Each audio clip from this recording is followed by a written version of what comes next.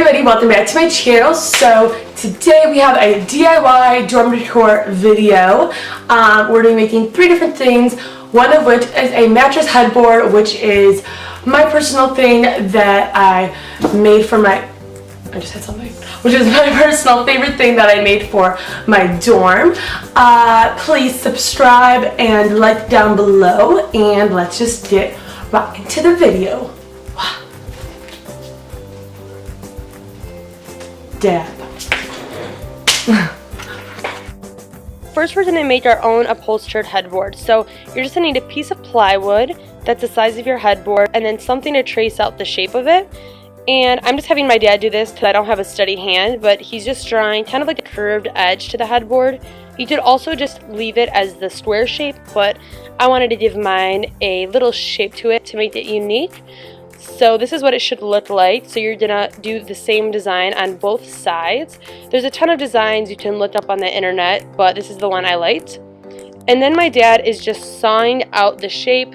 He does not trust me with power tools, so he did this. Again, you could just leave it as the square shape, but he's just going around the edge using the trace that we did. If you do not do it super perfect, that's okay, because the fabric is going to go over it. So after you do that shape, you're going to need a couple of things. You are first going to need quilter's batting. I just got this from Walmart, super cheap. I got the large size and it was more than enough.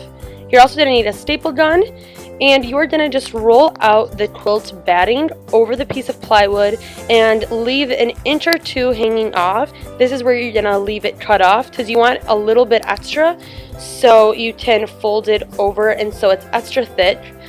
And now you're just going to take the staple gun and staple it to the back of the plywood. This isn't really rocket science. It's pretty easy. So after, this is what it should look like. And if you could see that board on the back, it's just because my board wasn't thick enough as I wanted to, so I put an extra plywood on the back of it. Then you're going to take your fabric and you're going to lay it over the same way as you did the quilt batting. You're just going to fold it over the edges and staple it. My hand was getting super tired, so I had my dad do the rest of the stapling for this part. So after you finish stapling, I bought gold tacks just to make a design on my headboard. So I just took out the tacks and I just started to press them into the headboard. I got these from Home Depot. From the tat section. They were super inexpensive, I think like $1, and I just put these all around the headboard. It took some time, but I think it was totally worth it in the end because it kind of gave more of a sort of luxurious look to the headboard. And I actually made 2, one for me and my roommate, but this is what it looks like when it's done, and I was super proud of it. So cute! So the next thing we are making is a flowered mirror. So you're going to need a long mirror like such, a glue gun, and some pre-cut flowers. And what you're going to do first is just put the glue to the back of the flower, and you're going to put the biggest flower on the end. And you're just going to start to make an L shape with the flowers. You can do them on either side. I'm only doing it on 2 sides just to give it sort of just a more, I don't even know, simple look to the headboard. I didn't want the flowers to go all the way around. So you're just going to put the glue gun all around the back, and if some glue gets on your mirror, it's no problem because you can just wipe it off. As you can see, we're just doing it in an L shape. My hand is super not steady in this part, but yeah, this is what it looks like on the first side, and you're just going to do the same exact thing to the other side. So that is what it should look like done. And these flowers I actually got from Hobby Lobby, but you can also get them from Michael's.